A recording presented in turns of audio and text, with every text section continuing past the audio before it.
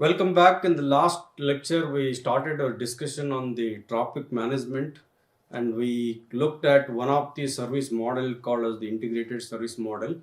Today, we will discuss about another service model called as the differentiated service model. And here is the agenda, what we will be discussing in this lecture. So, we'll look into the motivation for the differentiated service, where exactly the integrated service actually lacks, and we'll also look into something called as the code points and the per hop behavior. So this is the agenda for today's lecture.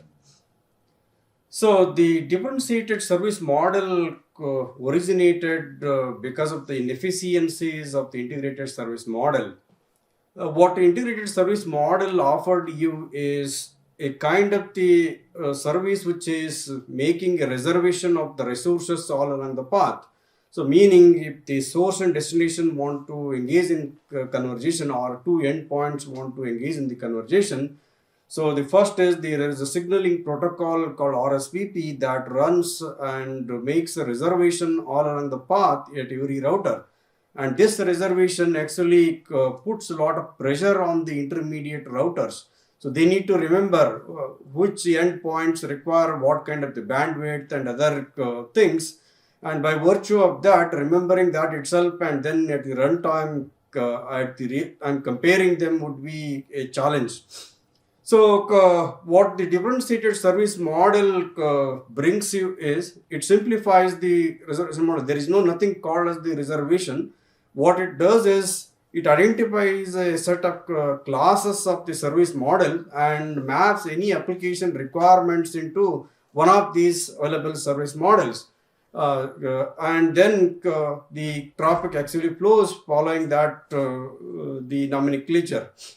And what it also does is, by simplifying that, it also puts a lot of the whatever the marking need to be done that at the endpoints.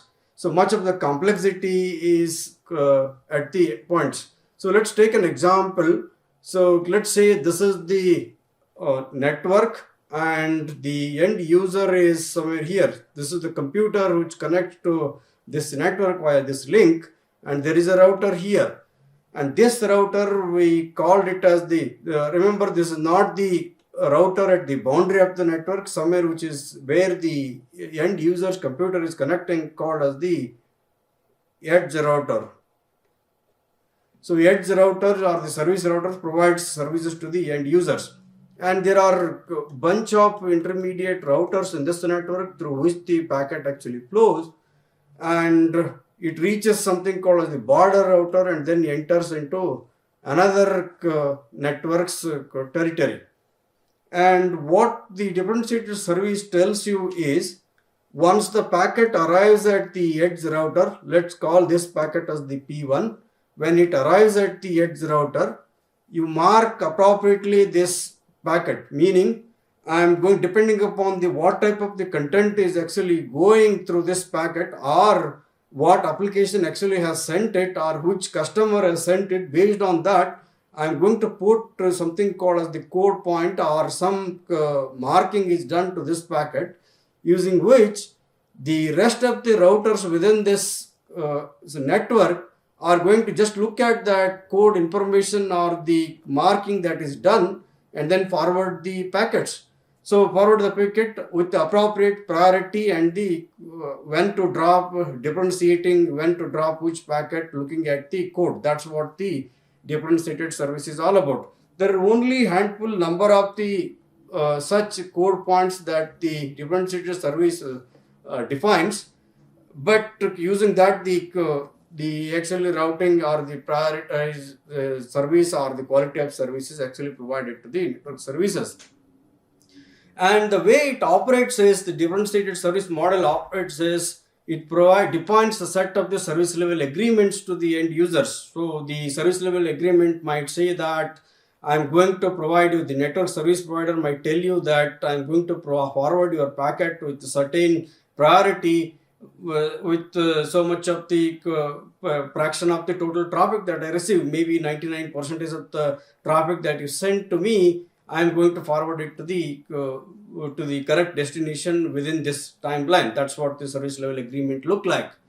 And in order to realize the service level agreement, there are certain rules defined. So that is called as the set of the rules is called as the topic conditioning. So that's an agreement between the end user and the service provider.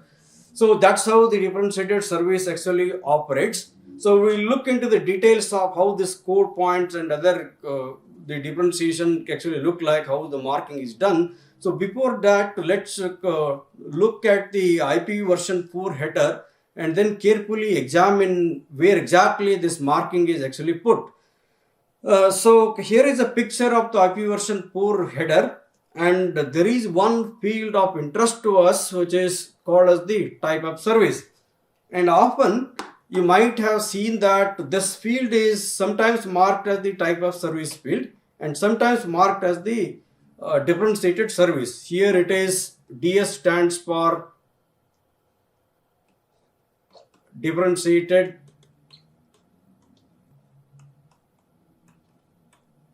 service. So this is the same 8-bit one octet field from the bit number 8 to 15. So this field is sometimes referred to as the type of service and sometimes it is as the differentiated service.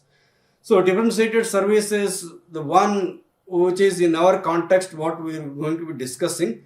But this has differentiated service has a history. The reason why this is marked as a type of service is before differentiated service actually came into picture. Earlier, the standard was talking about something called as the type of service. So that's why sometimes you see the IP version 4 header being marked as type of service and sometimes as the differentiated service, this particular 1 byte data. So this type of service, earlier I said that differentiated service model came later, and prior to that there was something called a type of service. So type of service standard was defined to provide something called as the precedence. That precedence is called as the IP precedence. Precisely in the year 1981, RFC number 791 actually defined this standard, providing some kind of the differentiated service or some kind of the quality of service to the different packets. So the type of service field 1 byte was divided into 3 parts, to be precise 2 parts. First 3 bits from the bit number 0 to 2, 0, 1 and 2 define something called as the IP precedence that indicates when to drop the packet, which packet need to be dropped, if at all a router has to drop a packet. And the remaining 5 bits are supposed to be indicating something called as the type of service field. And out of these 5 fields, 2 bits are reserved for the future use as of the RFCs in the 791. So this was not defined. But the other 3 bits, bit number precisely 3, 4 and 5, were indicating 3 different quality of service parameters called as the D stands for delay, T stands for throughput and R stands for reliability. You can ask, I want so and so delay, I want so and so throughput, I want so and so reliability from the network, and the network will try to provide that kind of the service to you. So these 8 bits divided into 3 parts. The first 3 bits as IP preference and the next 3 bits indicating delay and throughput and reliability, and the next 2 bits are actually reserved for the future use as per the RFC 791. And as we can actually check, IP precedence being the 3-bit field, so there are 8 different values that IP can take from all zeros to all 1, and the first column here indicates the decimal values corresponding to these 8 numbers from 0 to 7, and the name given to these are all 3 bits set to 0 indicates the routine traffic. That's the, you don't do any differentiation. The best effort IP service model, using that you forward the packet. And the next priority level is indicated with the 001. And if the first 3 bits within that 8 bits are set as 001, then you need to give some level of the priority. And if the number is either 010 or 011, something like that, then the priority level keep increasing from this being the best effort service model, the routine. So this is the default service model, and from here to here as you go, the priority level actually increases. So meaning, if at all you have to drop a packet, you need to drop a packet with the lower priority, so preserving the higher priority packets in the queue. So that's how this IP precedence is actually defined. And this is a story about the first 3 bits, and the next 3 bits, as I said, indicate the delay, throughput and reliability. So these 3 bits are independently defined, meaning when the bit number 3 is set to 0, it indicates that you are not expecting, or you are not telling the router or the network to provide any kind of the load delay. Whatever the default delay with which the packet can be transmitted, you just transmit with that. If it is set to 1, then you are telling the network or the router that this packet need to be forwarded with the low delay. And similarly, bit 4 and 5 are also, if they are 0, then bit 4 is 0, then it indicates the normal throughput. If it is 1, that you are expecting a high throughput. So bit 5, similarly, if it is 0, it is a normal reliability, and if you want a higher reliability, you set it to 1.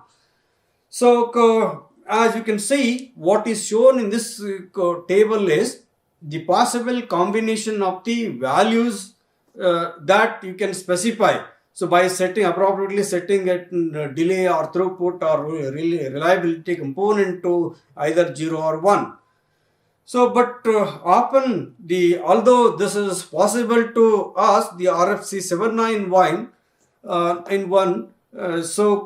mandated that you don't put or ask more than 2 of these parameters in one go. Meaning, so if I want the best possible case is you want a very low delay, very high throughput and very high reliability.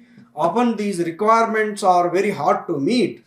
So some of them are conflicting with each other. So in that sense, so putting all these fields and asking for all these parameters to be met in one go actually complicates, which the network may not be able to meet those requirements. So what it advocated is at max you set 2 of them. Either you ask for the low delay, or you ask for the low throughput, and not the other one, or any 2 of them.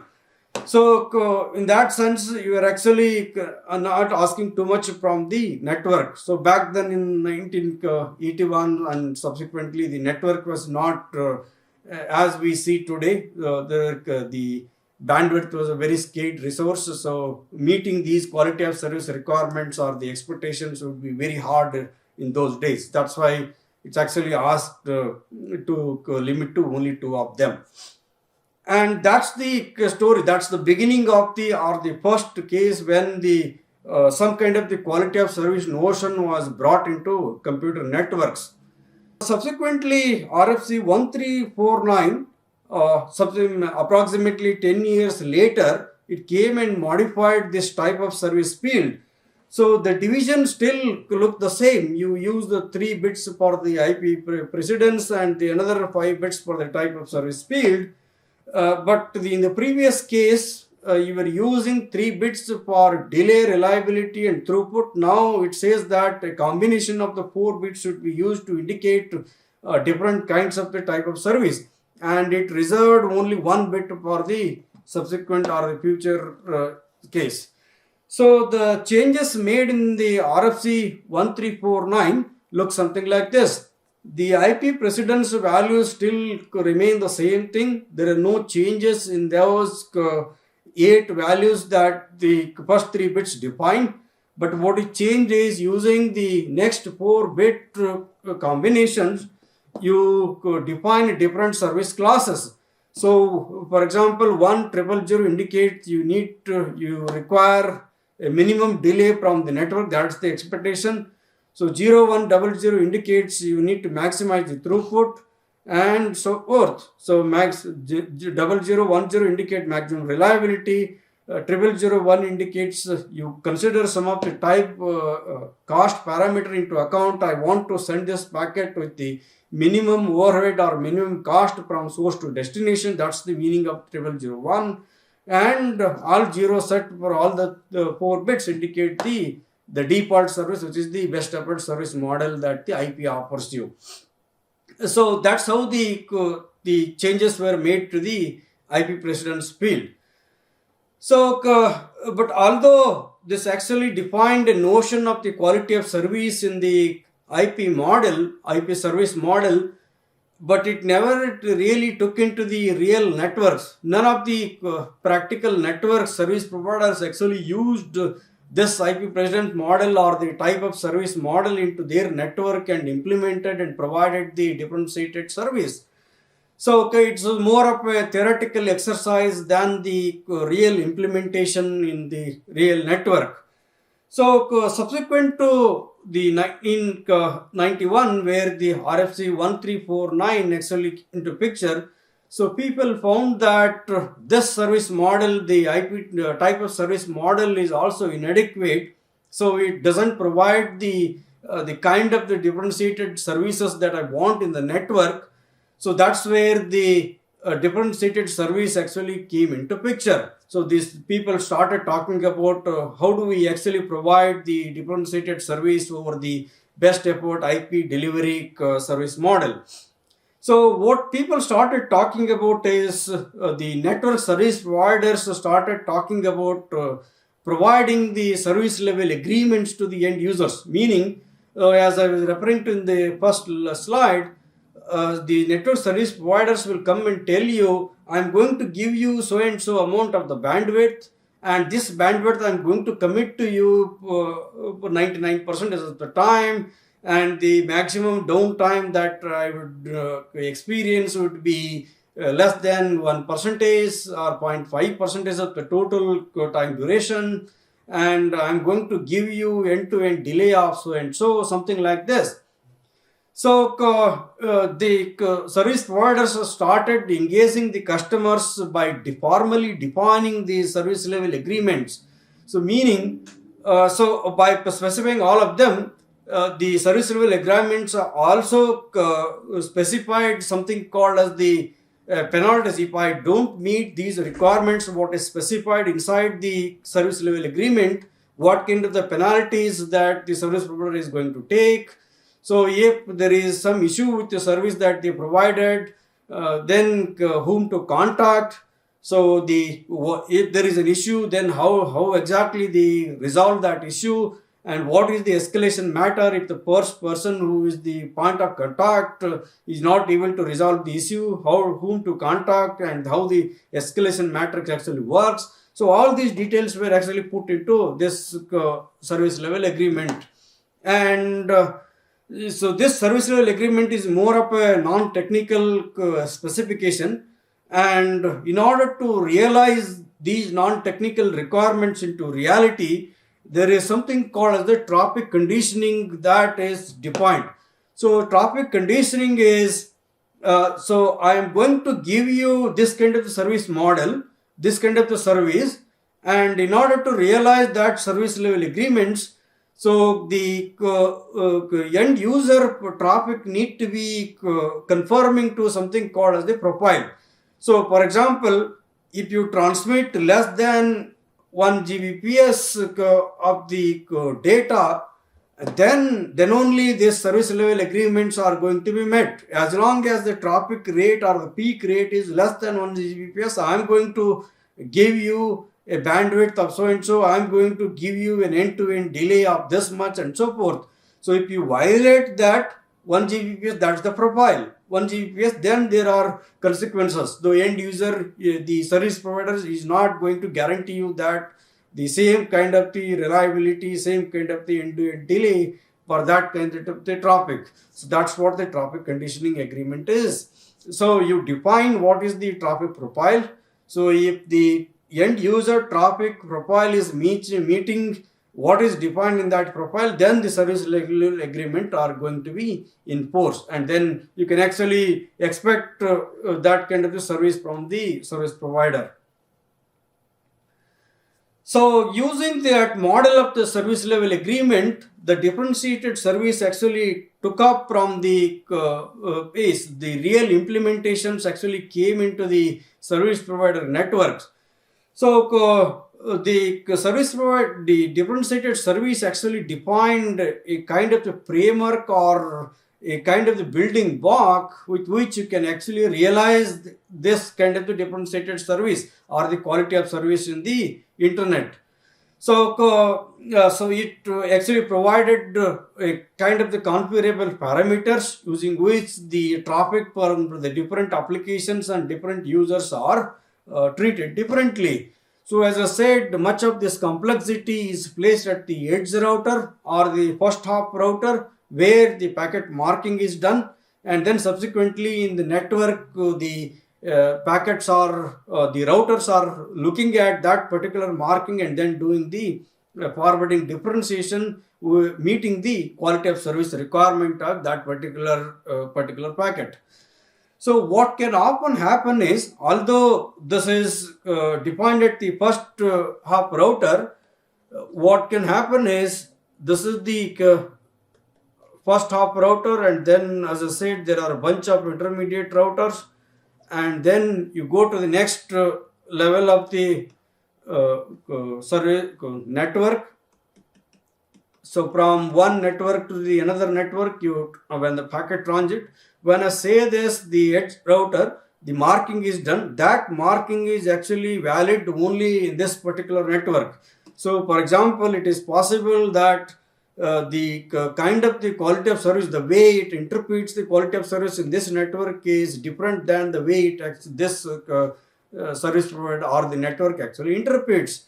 So there might be, so for example, hypothetically, there are 10 different classes of the quality of service type of the service, but here there may not be 10, there might be only 7 of them. So I need to find a mapping of these 10 quality of service parameters, or the what we call it in the differentiated service model as the code points, to the mapping to the these 7 of them.